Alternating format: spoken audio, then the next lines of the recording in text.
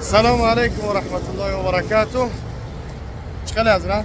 الحمدلله. ماشاءالله اینا با این ماشین زمانوی که حضرت قشما؟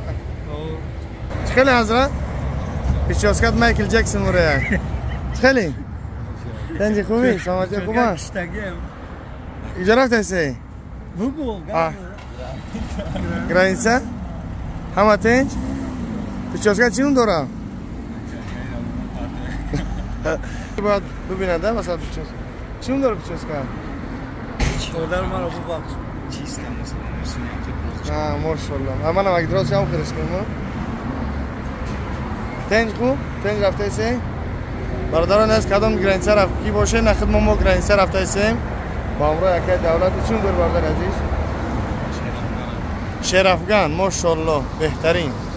انشالله موسر من بلند شدن که پیشوسکت خدمت کنم پوسکم که گل پستر کرد کم اینجا بلند شود بعد پیشوسکت اگه نوم مونده پرسن بگیم که چی نوم داره.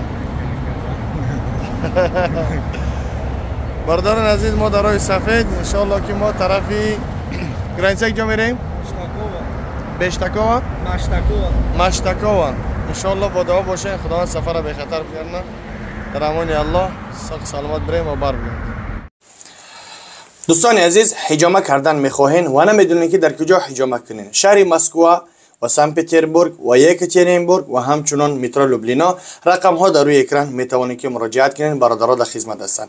واقعی در امان الله. السلام علیکم.